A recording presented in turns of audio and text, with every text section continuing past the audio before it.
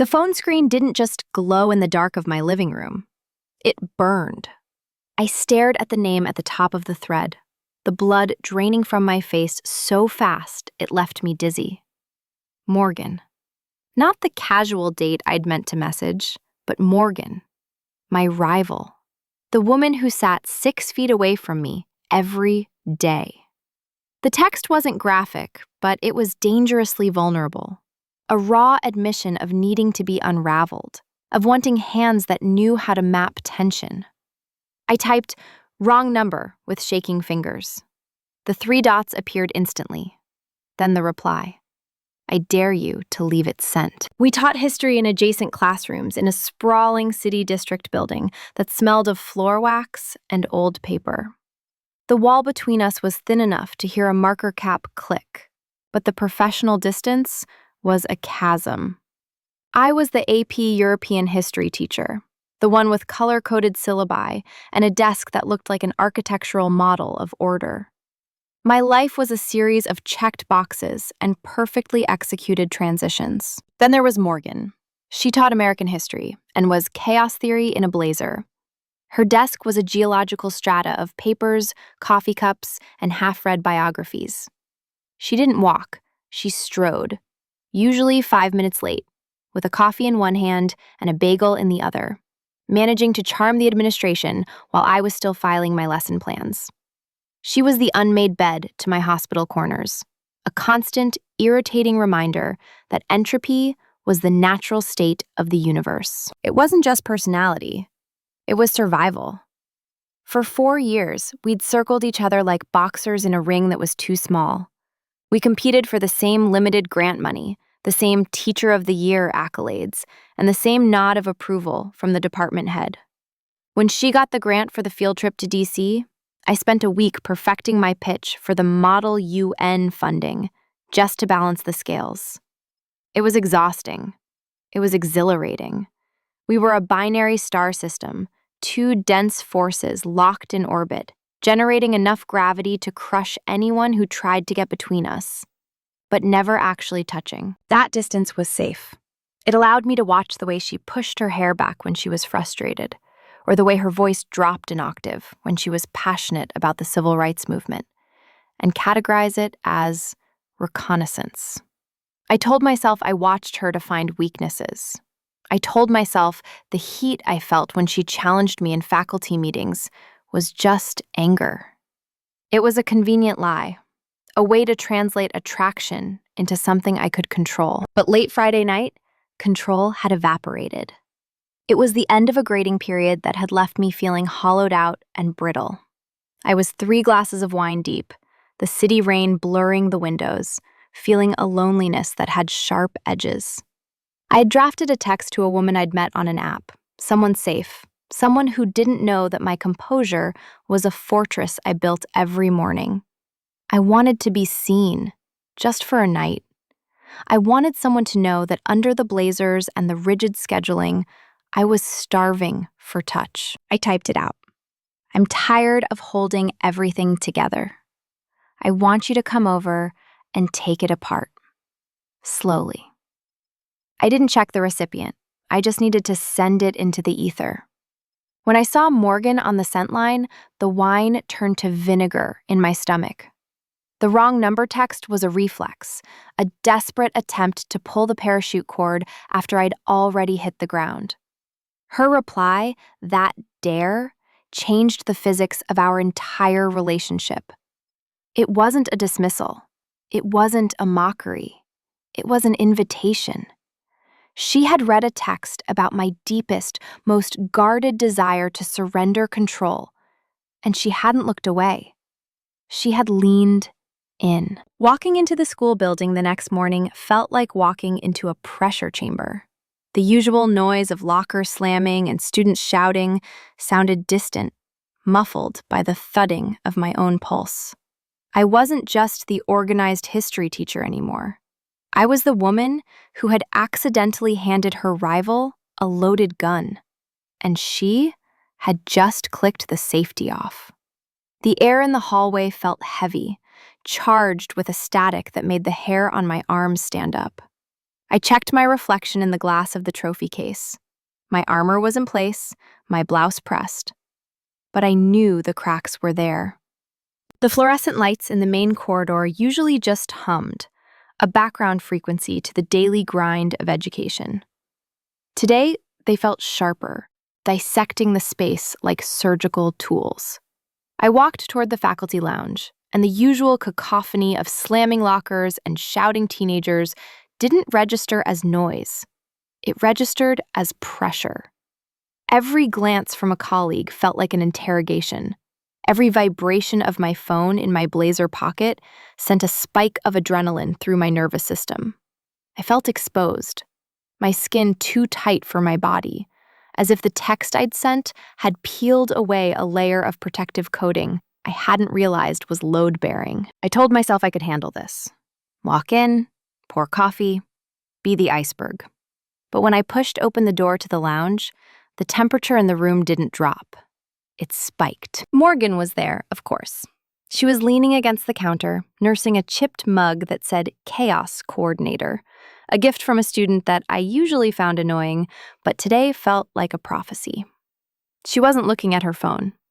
She was looking at the door. When I entered, her gaze locked onto mine, unflinching and heavy. It wasn't the glare of a rival who had just lost a grant argument. It was the look of someone who had found a key to a locked room and was weighing it in her palm. She didn't say a word. The silence between us, usually filled with the scratch of grading pens or passive-aggressive comments about curriculum alignment, stretched out, thick and elastic. I moved to the coffee pot, my movements deliberate, forcing my hand to be steady as I poured. I could feel her eyes on my back, a physical weight tracing the line of my spine. The air tasted of stale coffee and ozone. I turned around, prepared to deliver a rehearsed line about the wrong number, to laugh it off as a wine-induced error. But Morgan moved first. She didn't speak. She just reached into the pocket of her oversized cardigan and pulled out a yellow Post-it note. She scribbled something on it, the sharp scratch of the pen loud in the quiet room, and slid it across the laminate table toward me. She picked up her mug, held my gaze for 1 second longer, a second that felt like it lasted a year, and walked out. The door clicked shut, leaving me alone with the hum of the refrigerator and the yellow square of paper. I walked over to it. Her handwriting was a scrawl, hurried and bold. I dare you to wear your hair down during 4th period. My hand went instinctively to the back of my neck, touching the tight, perfect French twist held in place by 3 pins and a heavy clip. My hair was part of the uniform. Wearing it up meant I was here to work, to lead, to be the authority. Wearing it down was for home, for the dark, for the version of me that sent texts about being unraveled. The dare was a trap. If I ignored it, I was safe. But I was also boring. I was the uptight history teacher who made a mistake and ran away. But if I did it, I was admitting that the text wasn't a mistake. I was admitting that the wrong number was a lie. I was accepting the premise of the game. The morning passed in a blur of lectures on the Congress of Vienna, but my mind was entirely focused on the clock. The internal conflict was a physical ache. The urge to refuse, to maintain the status quo, was strong. But beneath it was a magnetic pull, a terrifying curiosity to see what would happen if I yielded. The rivalry had always been about proving who was better, stronger, smarter. This was different. This was about who was brave enough to be seen. 4th period approached. It was my prep hour, but I had hall duty. I stood near the lockers, the bell ringing, a flood of students pouring into the corridor. Down the hall, 50 feet away, Morgan stood outside her classroom door, greeting students. She wasn't looking at me, but I knew she was aware of exactly where I was. I took a breath that shuddered in my chest. My hands felt cold. Slowly, Deliberately, I reached up. I found the clip. I pulled the pins. The weight of my hair fell against my neck, a sudden, heavy curtain. It felt illicit, like undressing in public.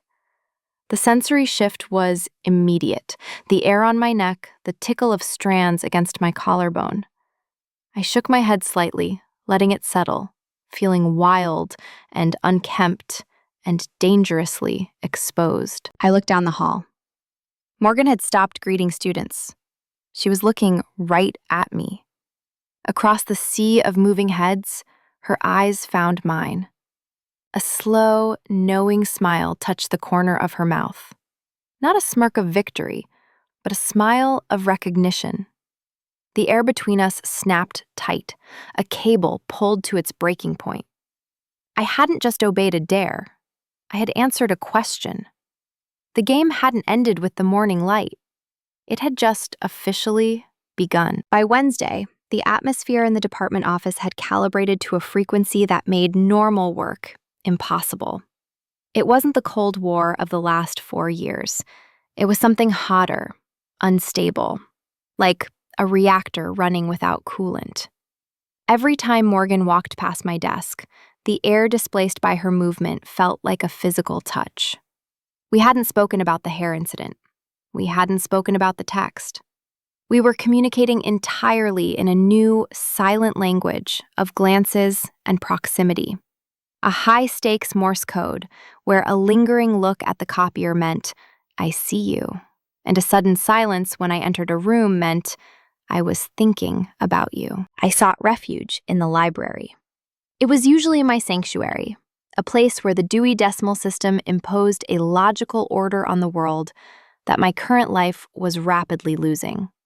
I was supervising a study hall, sitting at a back table surrounded by stacks of unread essays, trying to focus on the causes of the French Revolution. But the words swam on the page. The silence of the library, usually a comfort, felt amplified, a vast, echoing chamber waiting for a sound that wouldn't come. My phone buzzed against the wooden table. It was a short, sharp vibration that sounded like a gunshot in the quiet room. I didn't need to look to know who it was, but I looked anyway. I shielded the screen with my hand, checking the notification like I was checking a hand of cards in a high-stakes poker game. I dare you to come to the biography section and not say a word. My heart hammered a frantic rhythm against my ribs. This was an escalation. The hair dare had been public, a performance for an audience of students. This was private. This was isolation. The biography section was in the far corner of the library, a labyrinth of tall metal shelves that created narrow, blind alleys of privacy. It was a blind spot in the panopticon of the school. I should have stayed seated. I should have graded the essays. I should have texted back, "I'm working," and ended the game right there. But the pull was undeniable. It was a physical tether, hooking behind my navel and dragging me upright. I stood up, the chair scraping softly against the carpet, and walked toward the stacks. The library smelled of old paper, binding glue, and the damp wool scent of a rainy Tuesday. Outside the high windows, the rain was lashing against the glass, a gray, rhythmic drumming that sealed us inside. I walked past the fiction, past the encyclopedias, my footsteps silent on the industrial carpet. The deeper I went into the stacks, the heavier the air felt, charged with the static of proximity. I turned the corner into the 90s. Morgan was there. She was pretending to read a thick volume on Lyndon Johnson, but the book was upside down. She didn't look embarrassed when I noticed.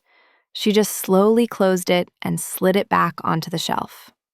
The sound of the book sliding into place was the only noise in the aisle. She turned to face me.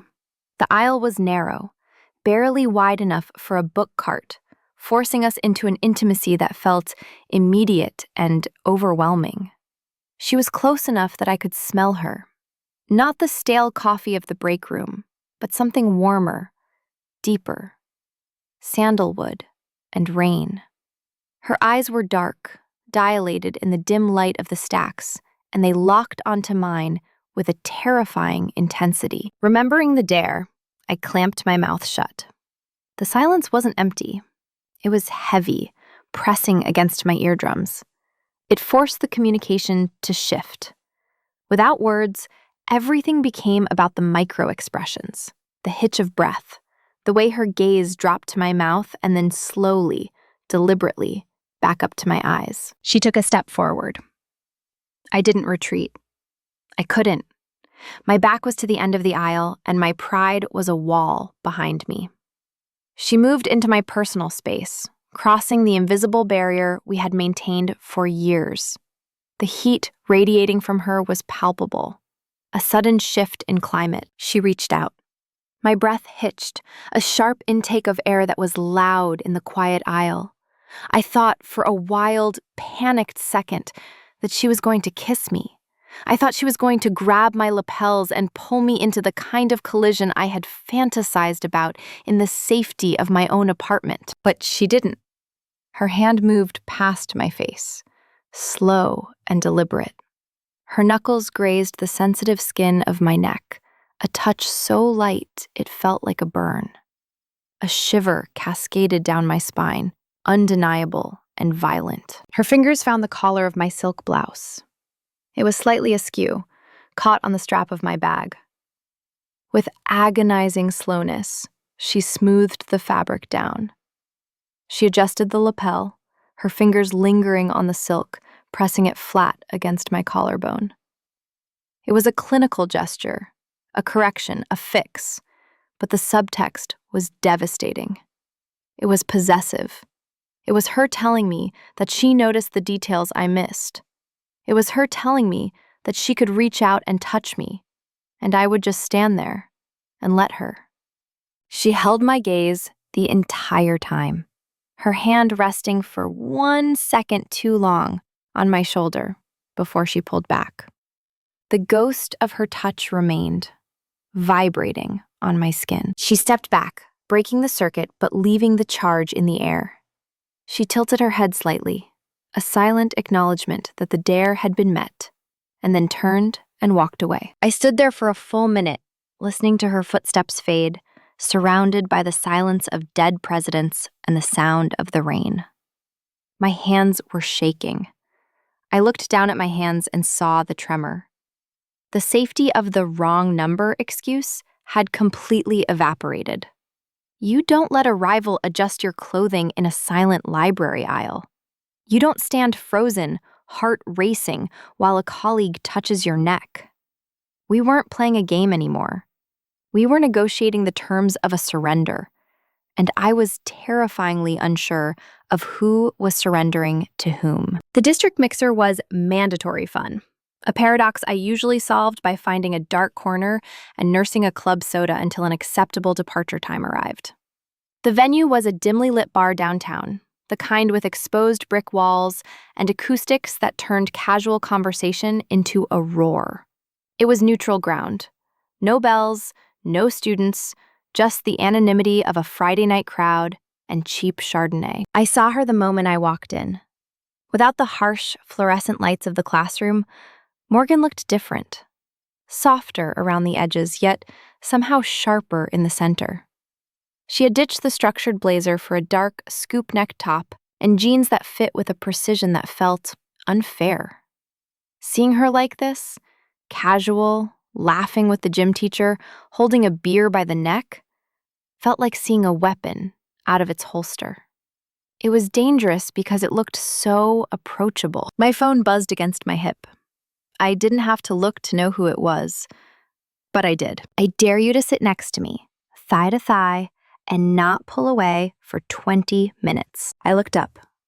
She was watching me from a high-top table near the back, her expression unreadable in the low amber light. The stool next to her was empty. It was a trap.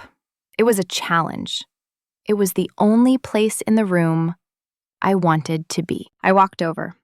The noise of the bar seemed to dampen as I approached, the world narrowing down to the empty stool. I sat down. I didn't leave a polite cushion of air. I slid onto the wooden stool and shifted until the denim of my jeans pressed firmly against hers. The contact was electric. It wasn't just a touch, it was a circuit closing. The heat of her leg seeped through the fabric, a steady, grounding warmth that made my breath catch. To anyone watching, we were just two colleagues sharing a table in a crowded bar. But under the surface, that point of contact was the center of the universe. It anchored me. It terrified me. "So," she said, pitching her voice under the thumping music. She didn't look at my leg. She looked at my eyes. "How's the AP curriculum coming?" "It's dense," I managed, my voice breathless. "Lots of conflict, shifting alliances." "That's history," she murmured, taking a sip of her beer. She shifted slightly, not away, but into me. The pressure increased. It was a subtle claim, a physical assertion that she wasn't going to make this easy. Nothing is ever stable. Empires rise, they fall, people get entangled. We talked for 15 minutes about the Industrial Revolution, but we were talking about the friction between our legs. Every time she emphasized a point, she leaned in, the pressure intensifying. Every time I laughed, I felt the vibration travel from her body to mine. It was torture. It was the most alive I had felt in years. Then, the test. "Ladies!" a voice boomed. It was Greg from the math department, looming over our table with a pitcher. "Talking shop on a Friday? Tragic." My instinct was violent and immediate. Shame. Panic. The reflex to recoil, to create the appropriate professional distance, fired in my brain. I started to shift my leg away, to break the contact and retreat to safety, but Morgan didn't let me. Her hand shot out under the table, unseen by Greg. She gripped my thigh, hard. It wasn't a caress. It was an anchor. Her fingers dug into the denim, holding me in place, grounding me against the stool. She didn't look at her hand. She looked up at Greg, smiling that charming, chaotic smile. "Just solving the world's problems, Greg," she said steadily. But her grip on my leg was iron. She was telling me, "Stay. Don't run. I've got you." I froze. The panic receded, replaced by a wash of heat that started at her hand and flooded my entire body. I didn't pull away. I stayed.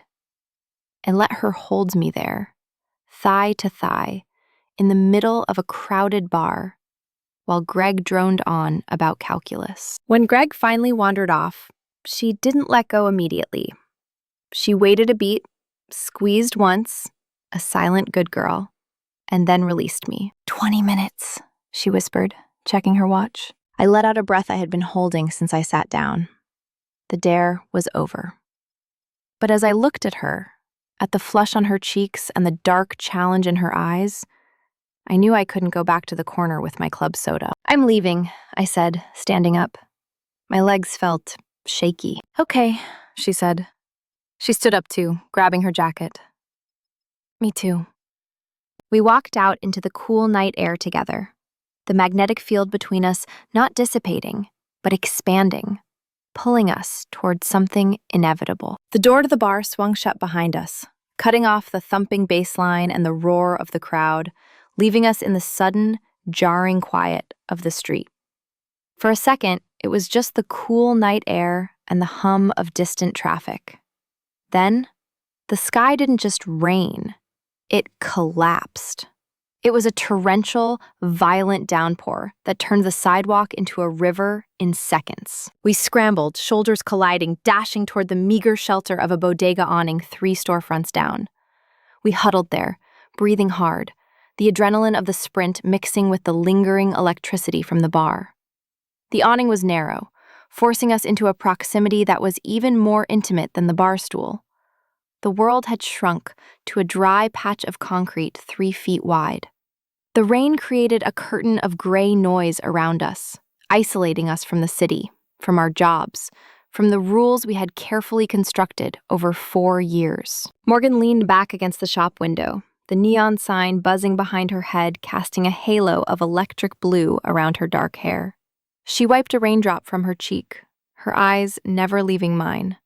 The playful smirk from the bar was gone, replaced by a scrutiny that felt like she was reading fine print. "You didn't pull away," she said. It wasn't a question. "You dared me not to," I countered, crossing my arms to keep my hands from shaking. The damp air was making my hair frizzy, ruining the sleek blowout I'd managed to salvage from the morning, but for once, I didn't care. "Right. The dare." She took a step closer. The smell of the rain on hot asphalt rose up around us, sharp and metallic. But under it was her scent. Sandalwood and something brighter, like citrus or ozone. It was intoxicating. "You know, for someone who prides herself on precision, you're terrible at lying." My stomach flipped. "I don't know what you mean." "The text," she said softly. The sound of the rain seemed to fade into the background. "It wasn't a wrong number. You don't make mistakes like that. You color code your calendar. You alphabetize your spice rack. You don't accidentally send a confession like that to the one person you're supposed to hate." I opened my mouth to defend myself, to reconstruct the fortress of excuses. But the look in her eyes stopped me. She wasn't mocking me. She was waiting. "I dare you," she whispered, her voice low and rough, "to tell me one thing you actually like about me. No sarcasm, no backhanded compliments about my creative filing system. One true thing." The air between us thickened, heavy with humidity and truth. I looked at her. The damp strands of hair clinging to her neck, the intensity of her gaze, the chaotic energy that I had spent years pretending to despise. "I envy you," I said. The words came out before I could polish them. She blinked, surprised. "You envy me?" "I envy how you burn," I confessed, my voice shaking slightly. "I spend so much energy building walls, keeping everything contained and perfect and safe. And you just live. You teach with your whole body. You fight for those kids without worrying about the politics. You're messy and you're loud and you drive me absolutely insane, but you are so undeniably alive. And sometimes watching you is the only thing that wakes me up." The silence that followed was louder than the storm. Morgan looked at me as if she were seeing me for the first time, stripping away the AP Euro teacher with the perfect bun and seeing the woman underneath who was desperate to be unraveled. "I didn't know," she murmured. Her hand twitched at her side like she wanted to reach out, but the moment was too fragile for touch. A yellow cab splashed through a puddle and slowed as it saw us. The spell broke, but the energy didn't dissipate. It just coiled tighter. "Uptown?" she asked, her voice slightly breathless. "Uptown," I agreed. We slid into the back of the taxi. The interior smelled of vinyl and old pine air freshener. We sat on opposite sides of the seat, leaving a foot of cracked leather between us.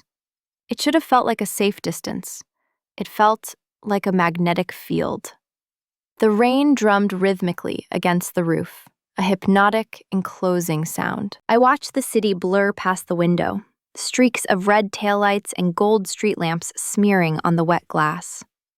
But every nerve ending was tuned to the woman sitting to my left. I could hear the rhythm of her breathing, slightly faster than normal. I could feel the heat radiating from her arm, bridging the gap between us. My hand rested on the seat between us. Her hand was inches away. Every time the cab swerved or hit a pothole, our fingers brushed, ghost touches that sent sparks shooting up my arm. Neither of us moved away.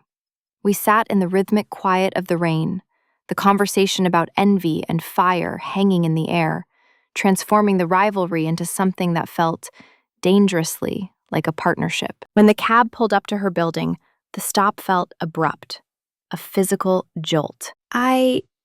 She hesitated, her hand on the door handle. She looked back at me, her eyes searching mine in the shadows of the cab.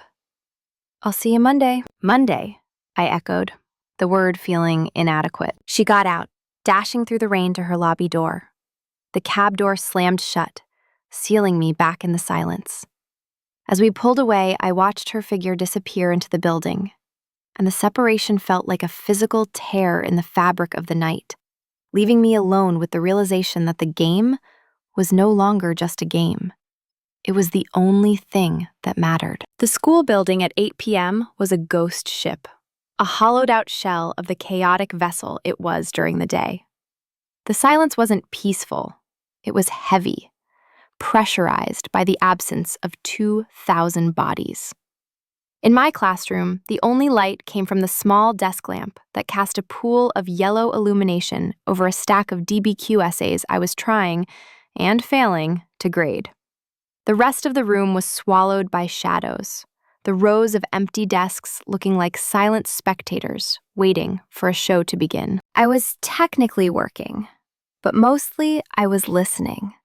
I was listening to the settling of the building, the groan of the pipes, and the distinct, terrifying lack of footsteps in the hallway. I had stayed late specifically to avoid Morgan, to let the building clear out so I wouldn't have to face the inevitable tension of the break room. But avoidance, I was learning, only allowed the anticipation to build. Morgan didn't knock. One moment, the doorway was a rectangle of darkness. The next, she was leaning against the frame, a silhouette cut from the gloom. She hadn't gone home. She was still in her work clothes, black trousers and a silk blouse that caught the dim light. But she had kicked off her heels. She was holding them in one hand, standing in her stocking feet, looking less like a rival and more like a conspirator who had snuck in after hours. "You're grading the sophomore essays," she said. Her voice wasn't a whisper, but it was pitched low, respecting the silence of the empty corridor. "Someone has to ensure they understand the difference between causation and correlation," I replied, not looking up. My heart had already performed a traitorous leap into my throat, thudding against my collarbone. I kept my pen moving, circling a grammatical error I hadn't actually read. "You're hiding," she countered, walking into the room. Her steps were soundless. She moved into the circle of light, placing her shoes on a student desk with a deliberate quietness.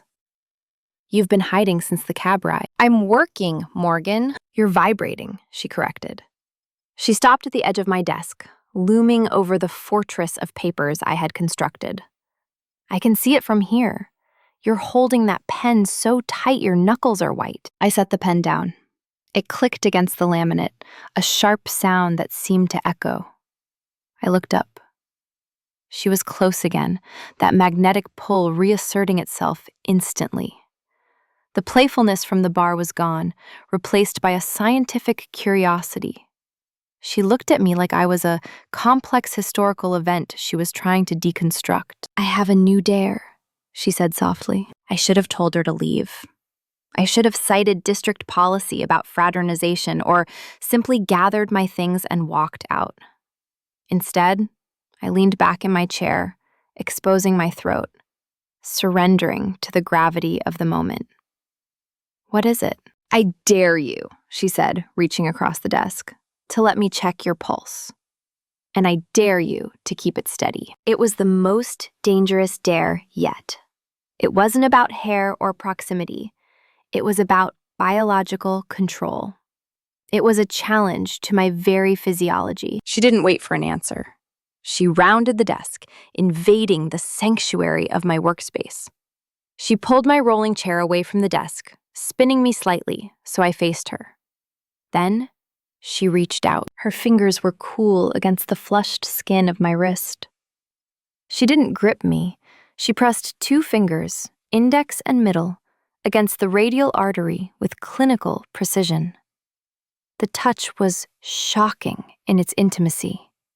It was a medical gesture, something a doctor does to a patient.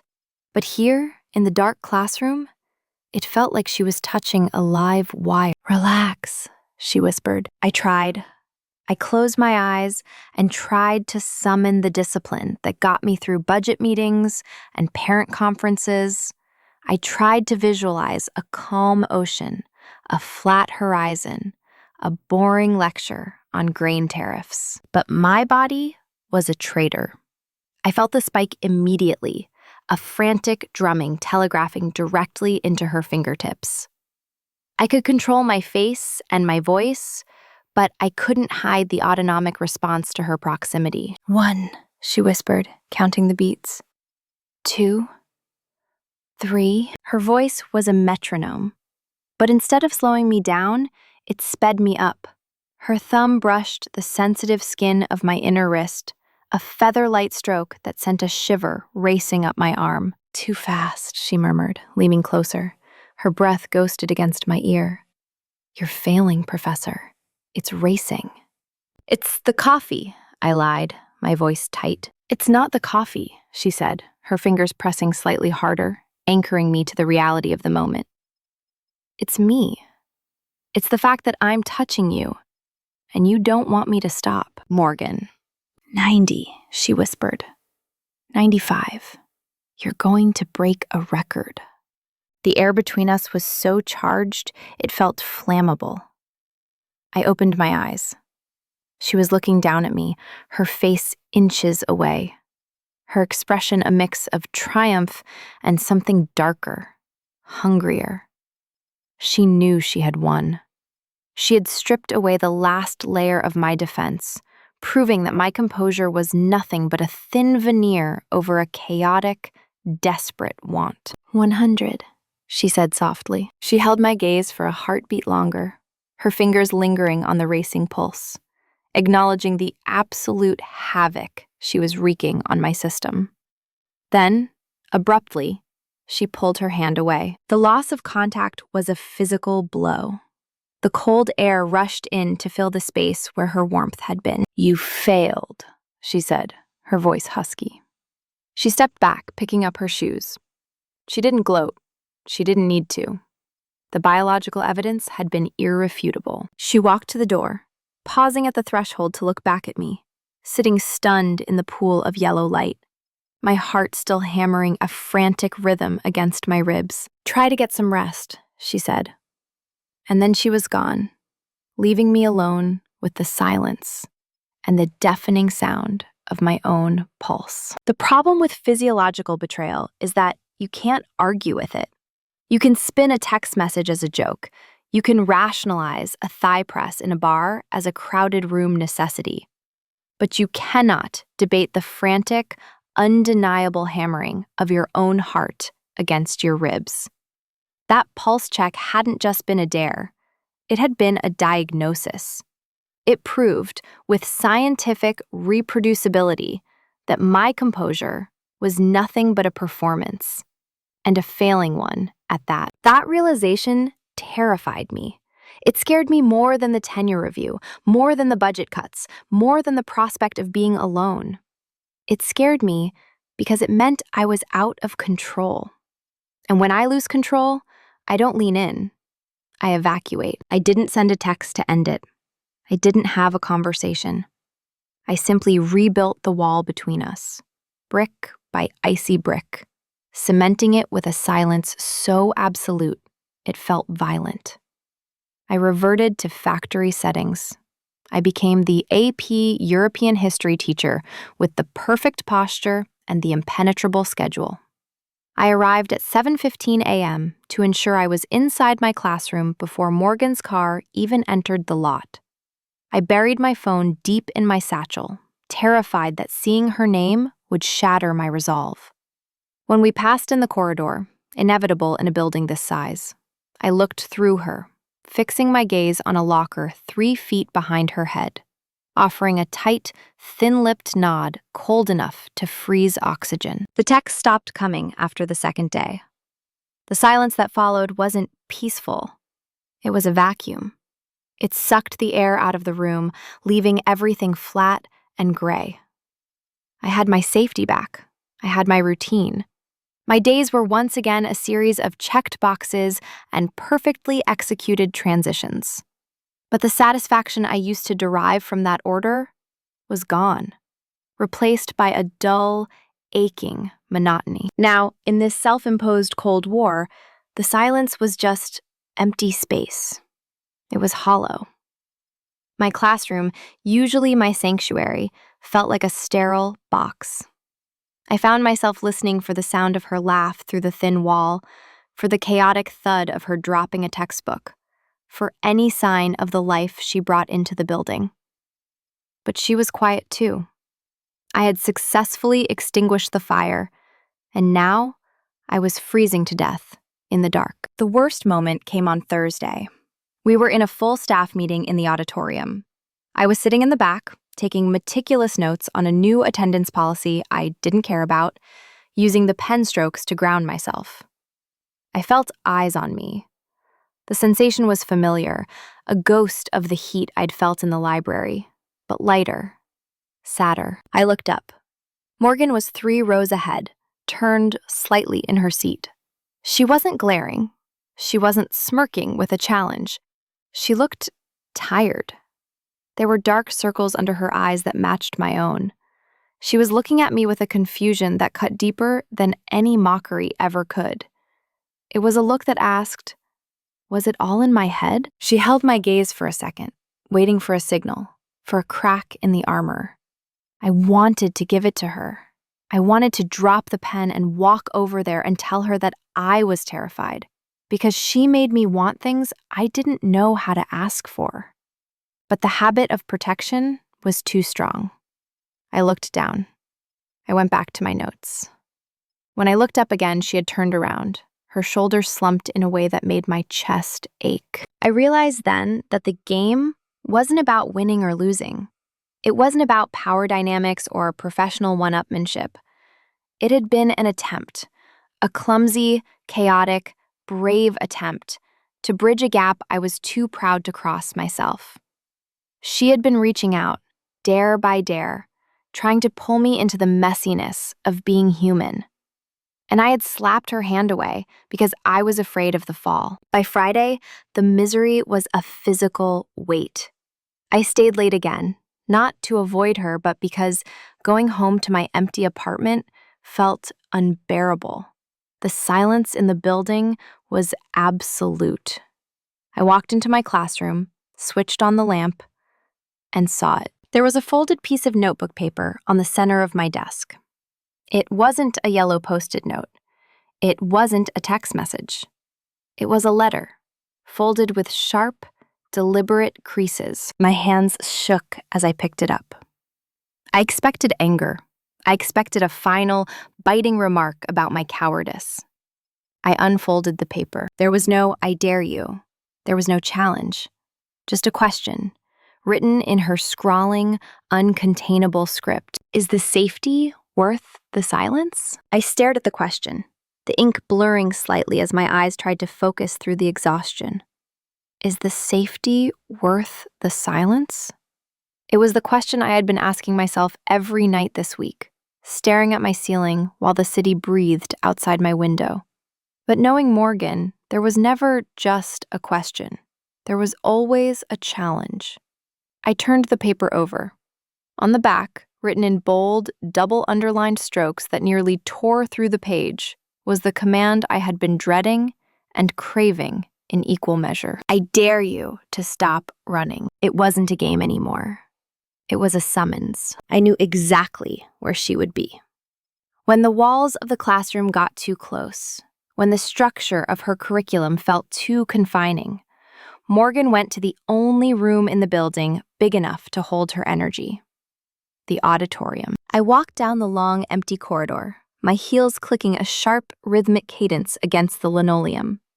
Every step was a decision. I could turn left, go to the parking lot, get in my sensible sedan, and drive back to my sensible life. Or I could push through the double doors at the end of the hall and walk straight into the fire. I pushed the doors open. The auditorium was a cavern of shadows, smelling of old velvet, dust, and the specific stale heat of stage lights. The house lights were off, leaving the rows of empty seats in darkness. Only the ghost light, a single bare bulb on a stand in the center of the stage, was illuminated, casting a harsh, lonely glow that threw long, distorted shadows against the back curtain. Morgan was there. She wasn't pacing. She was sitting on the edge of the stage, her legs dangling over the orchestra pit, looking out into the void of the empty seats. She heard the doors open, but she didn't turn around. She just waited. I walked down the center aisle. The slope of the floor felt like it was pulling me toward her, gravity conspiring with desire. I stopped at the first row of seats, looking up at her. In the stark light, she looked stripped down. No blazer, sleeves rolled up, hair messy in a way that wasn't styled but frantic. "This is reckless," I said. My voice echoed in the vast space, sounding smaller than I intended. "Avoiding me was reckless," she countered, finally turning her head. Her eyes were dark, tired, and burning. "You're treating this like a contagion you can quarantine. It doesn't work like that." "We work together, Morgan," I said, the defense mechanisms snapping into place like locks. I started listing the reasons, the logical, bullet-pointed list I had rehearsed in the shower. It's unprofessional. The district policy is clear about conflicts of interest. We're rivals. We compete for the same resources. If this goes wrong, it doesn't just hurt us, it destroys the department dynamic. It's a mistake. She laughed, but there was no humor in it. It was a dry, sharp sound. She hopped off the stage, landing softly on the carpeted floor in front of me. She closed the distance until she was standing just outside of touching range. "You think we're rivals?" she asked, shaking her head. "You think I spent 4 years fighting you for the Model UN budget because I care about Model UN? You think I challenge you in every faculty meeting because I disagree with your pedagogy?" "Yes," I insisted, though my conviction was crumbling. "Because we're different. Because I'm order and you're chaos." "No," she said, stepping closer. "I did it because it was the only way to get you to look at me with something other than polite indifference. I did it because when you're angry, you drop that perfect icy mask, and I actually get to see you. The rivalry wasn't a wall, Elena. It was a bridge. It was suppressed chemistry trying to find a way out." Her words hit me like a physical weight. She was right. The friction, the heat, the constant orbit, it hadn't been about history grants. It had been about this. The energy we had spent years weaponizing against each other was just desire that had nowhere else to go. "I can't do chaos," I whispered, the last of my resistance slipping away. "I can't just leap." "Then don't leap," she said softly.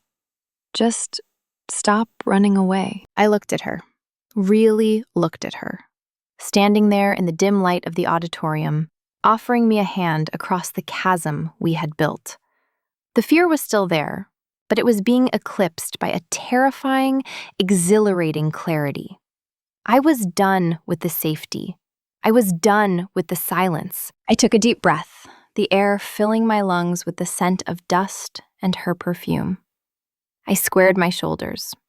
It was time to stop reacting to the game and start playing it. "No," I said firmly. Morgan blinked, confusion flickering in her eyes.